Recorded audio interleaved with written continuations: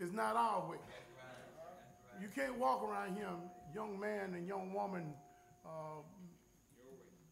doing your own thing and thinking God is still not in the plan. I don't care how bad the scene has been, but God has a way of working things out if you allow him to move in your life. See, one of our problems, we don't want to let God be God. We like to tell God what to do instead of allowing God to be God of our life.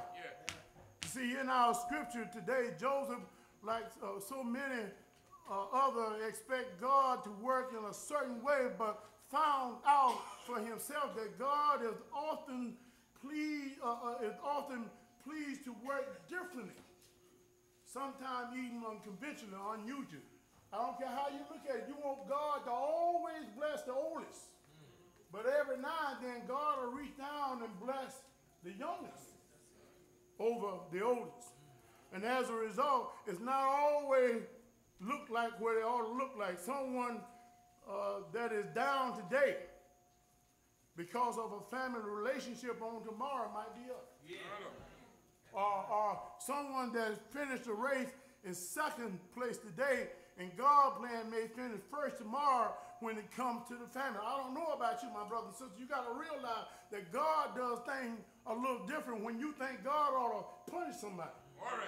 God will turn around and bless them instead of punishing. For God has his own tradition and his own mannerism, and when it comes to relationship and reconciliation, God knows how to fix stuff that we won't ever be able to fix. Who can ever forget the story of Joseph the dreamer in Genesis chapter 37? For don't you remember the good book tells us that Joseph was Jacob's favorite son.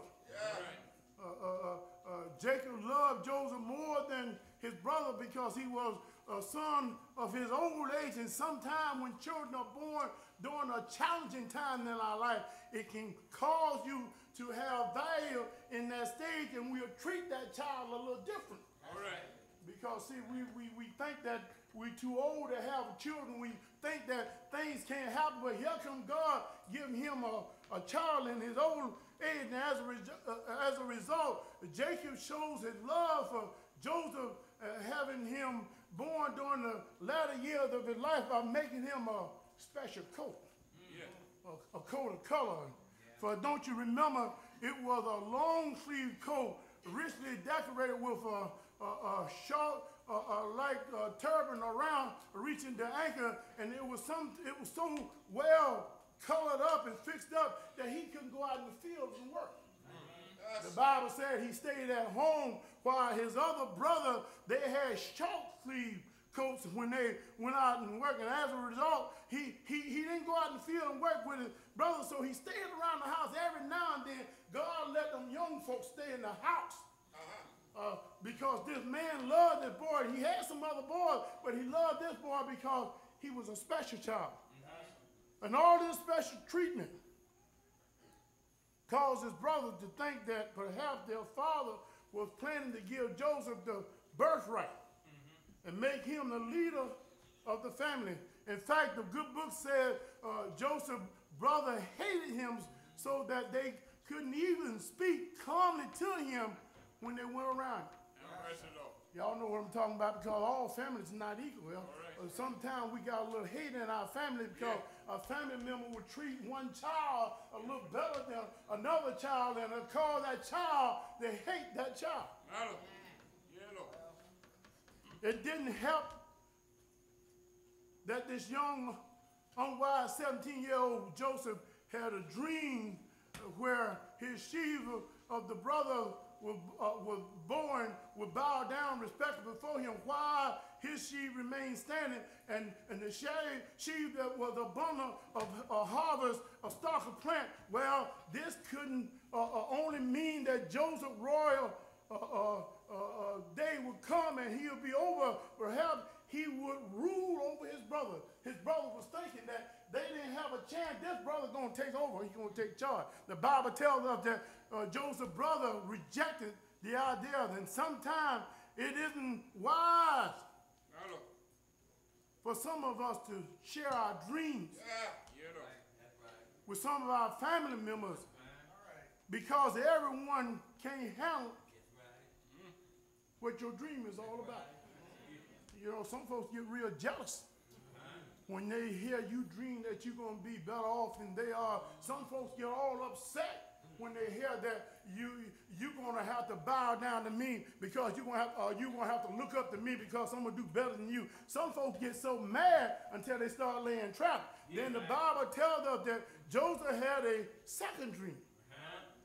And then this time his dream indicated that the sun and the moon and the 11 stars were bowing down repeated to him. In other words, Joseph dreamed that even his mother and his father would bow down to him along with his brother. And Joseph told the details of the dream to his brother and his father's brother. But in those days, family respect was very important, and it alluded to something like that wasn't respectful. As a result, you telling me, my son, that I'm going to bow down to you, and I'm your father. I'm going to have to bow down to you. You need to know how to show respect. You see, our family today don't know how to show any respect.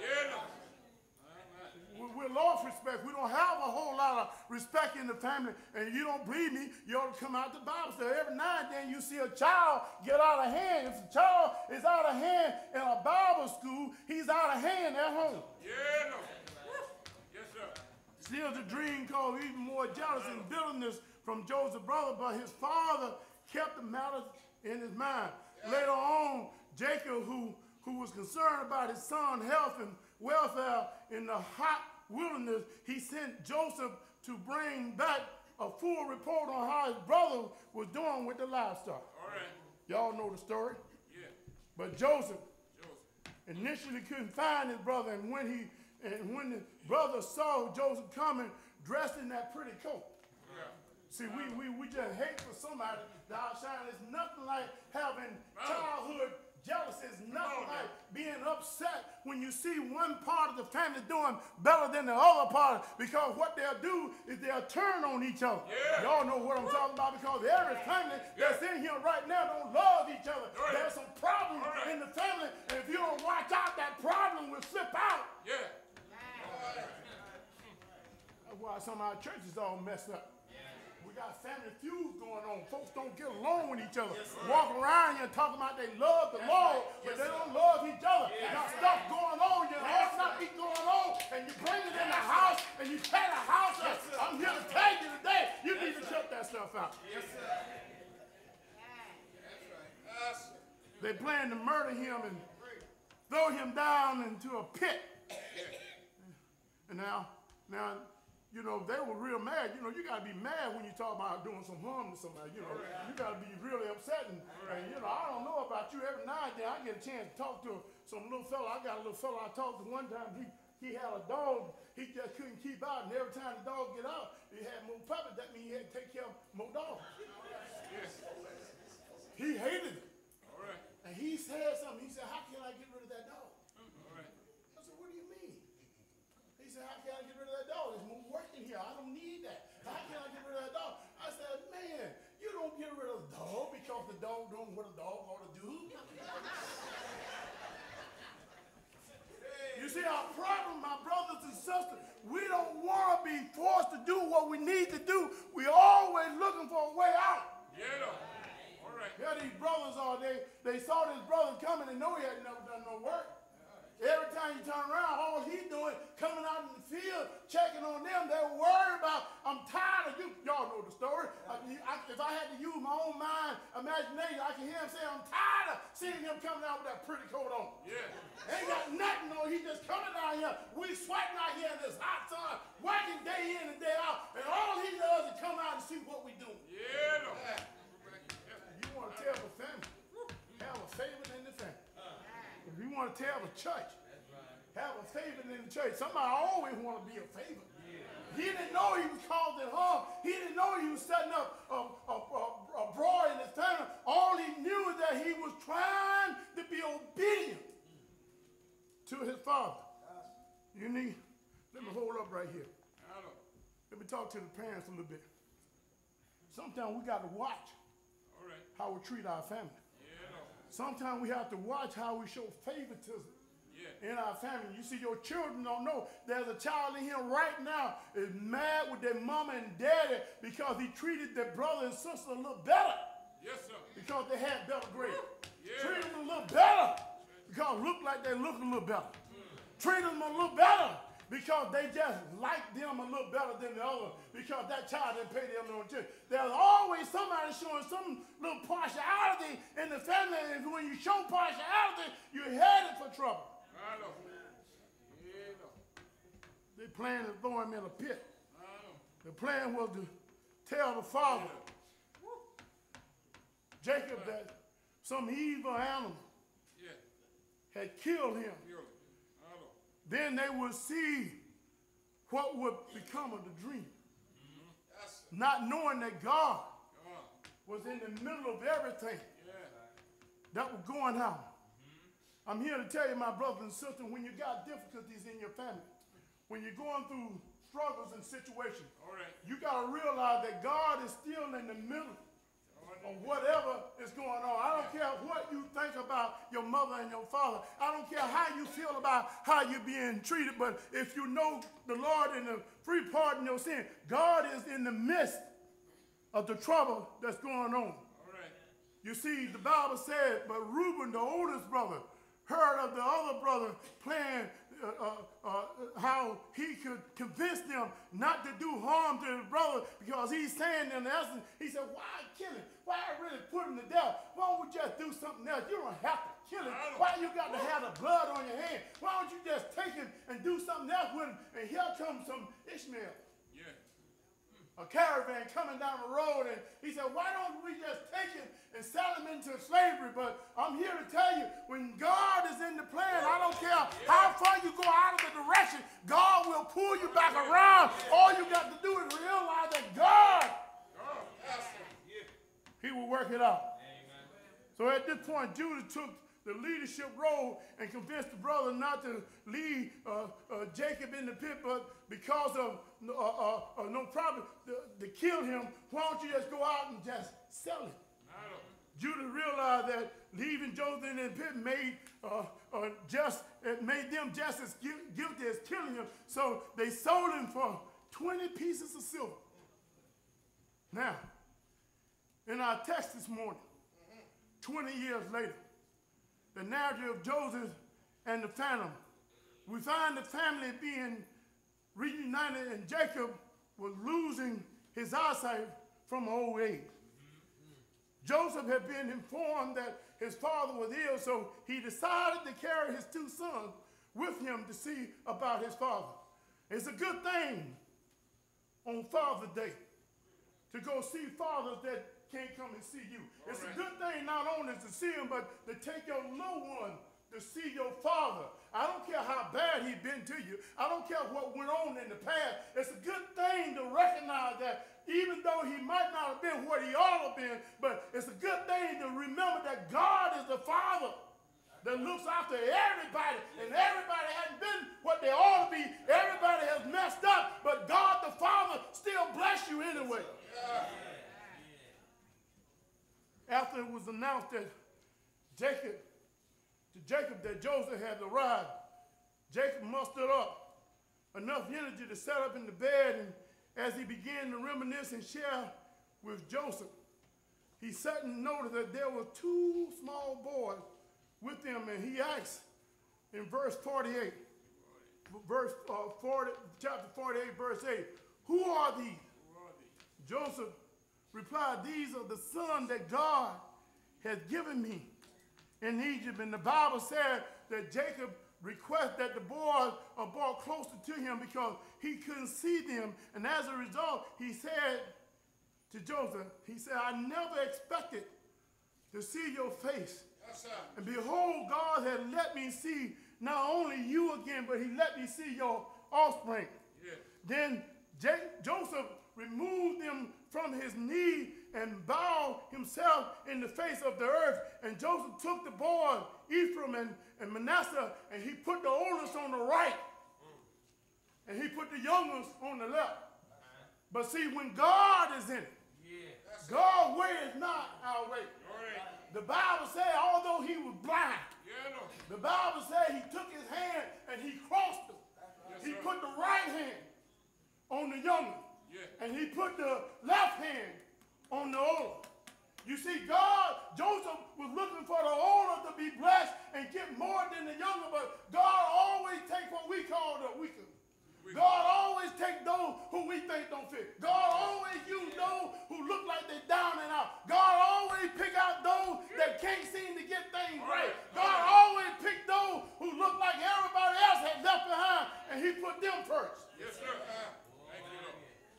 Yes, sir. The Bible said, as he finished blessing, Joseph thought his daddy had made a mistake.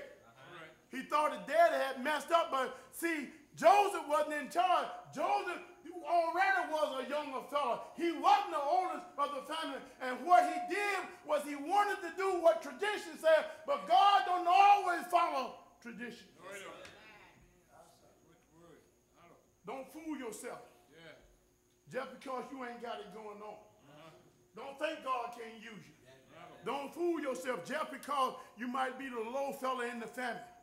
The one that can't read, the one that can't write, the one can't do all the other stuff. Just because you got somebody who got a PhD, God used the one that didn't finish high school before he used the one with the PhD.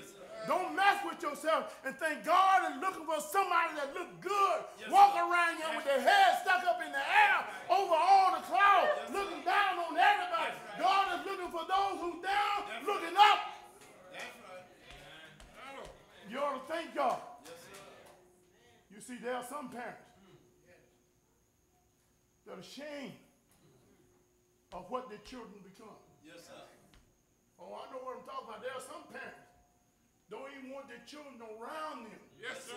when they're in front of what they call dignitary. There are some families don't even acknowledge that they got children. That's right. Yeah, But no. I'm here to tell you, if God blessed you with a child, Yes, sir. he blessed you for a reason. That's And right. that child has a purpose in this world. That's And on right. the right hand of God, Yes, sir. God will elevate Yeah, that no. child That's right. above That's everything you ever That's thought. right. Yeah.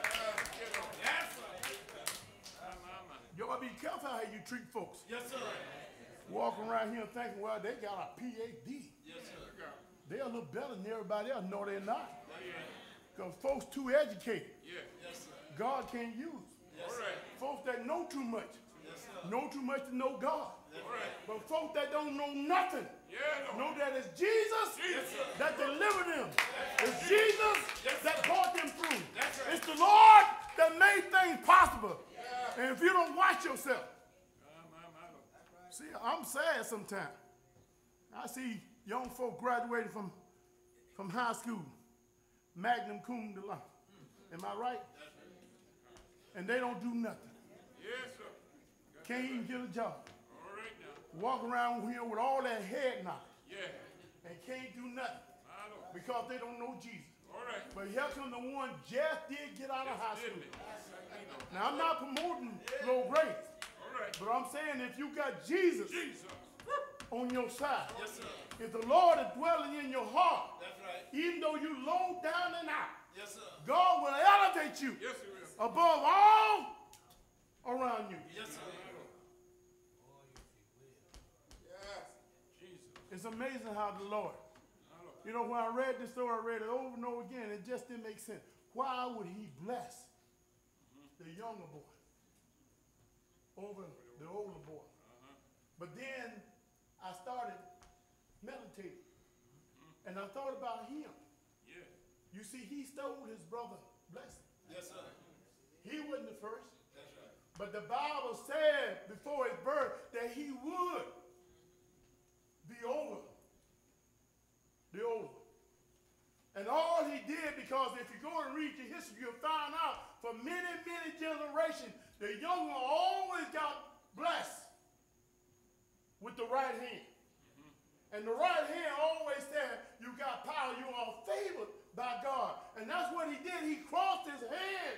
Although his son had him in the right position, he crossed his hand and he blessed the younger rather than the older.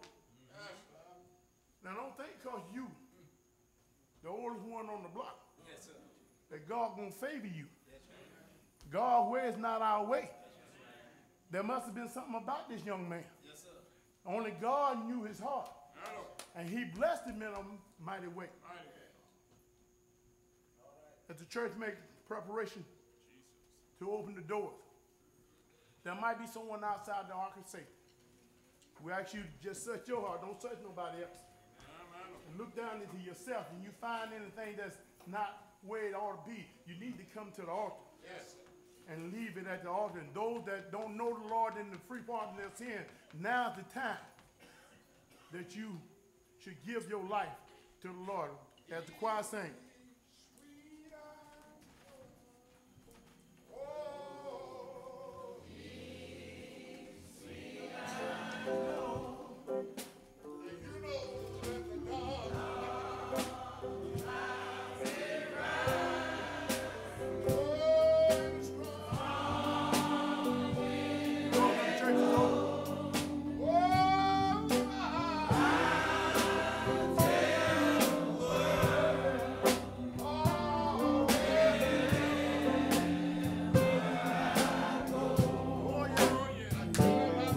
Oh,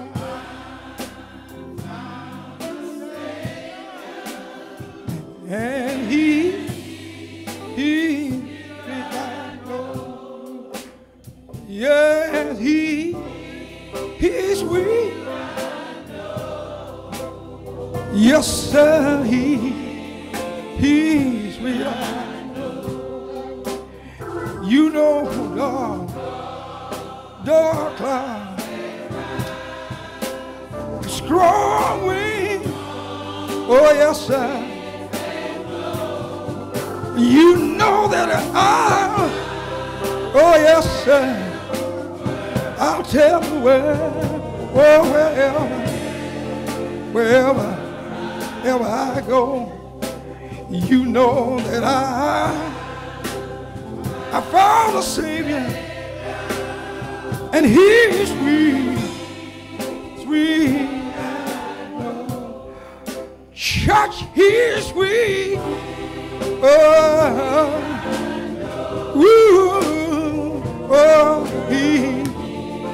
He's sweet. No, you know the dark cloud. Not only that, but wind may blow. I'll tell the world. Oh yes sir, oh yes sir, oh wherever I go, I'll tell her that yes sir, I found a Savior, and He, oh yeah.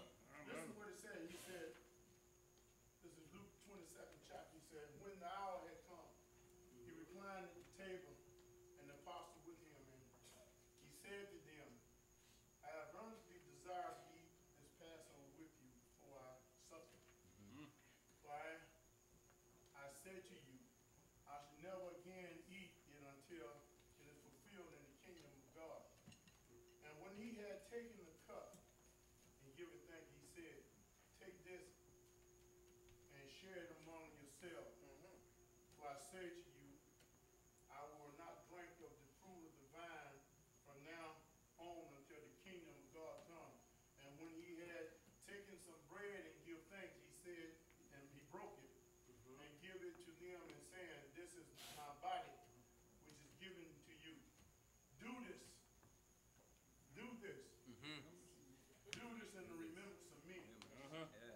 same way, he took the cup after that and had eaten and said, this cup which is poured out for you is the new covenant of my blood. And the bread represents his body. His body being beaten, being mutated, being stuck in the side, all that we might have the right to be here today. Had he not done that, there would be no Mount Moriah. There would be no church nowhere. He did it that we might live. Let us bless the bread. Most holy and everlasting Father, we thank you. We thank you for what the body stood and went through. We thank you for allowing us to use this bread as a token to remember what you suffered. We ask you to bless it as we take it in remembrance of you. Here before me is a little small cup of wine. This wine represents his blood. Yes, Lord. Can you imagine being beat all night long? The little cross that we have with Christ on has no blood, but if you saw a real Christ, his body was bloody. That's right. They put thorns in his head. A crown made a thorn in his head, and the blood just run down. And even on the cross, they pierced him in his side that we might be here today. Let us bless the wine. Most holy and everlasting Father, we thank you for allowing this wine to be a representative of your blood. The blood that you bled out on Calvary, that we might be able to be here to remember what you did. Help us, oh Heavenly Father, to be about your business. Lord, if you see anything in anyone, we ask in your Son, in Jesus' name, that you remove it. We ask in Jesus' name. Jesus. Amen.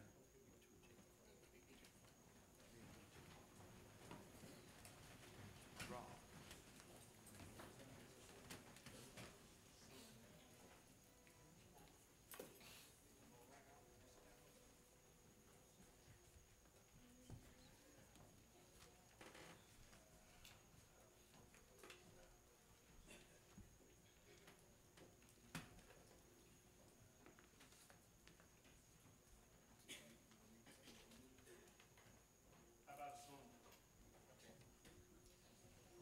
I know it was the blood. Oh, no, what? Oh, yeah. Uh-huh.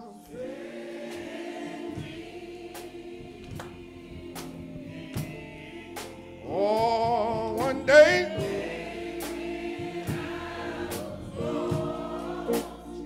Jesus died, and I know it. Yeah,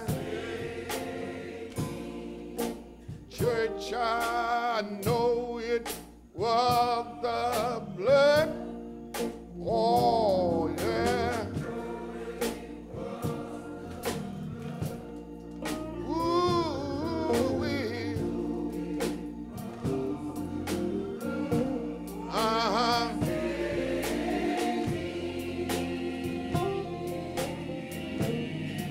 Oh, one day,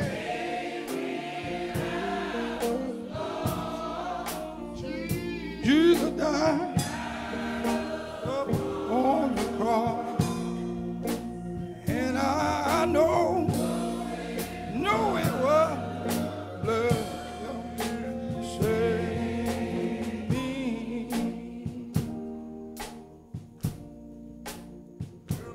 Yes, I know it was the blood. Oh, I knew it was the blood. I know it was the blood just to save me. Oh, yes, sir. One day when I was lost, Jesus died. He died on the cross, and I know it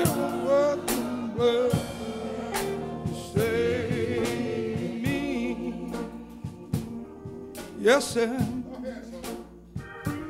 They whipped him all night long. Oh, they whipped him all night long. They whipped him all just to save me. Oh, yes, sir. Shot one day when I was lost. Jesus, he died on the cross. And I know it was the blood saved me. Yes, sir. Listen, church, they crowned his head with thorns. Yes, they did crown his head with thorns. Oh, yes, sir, they crowned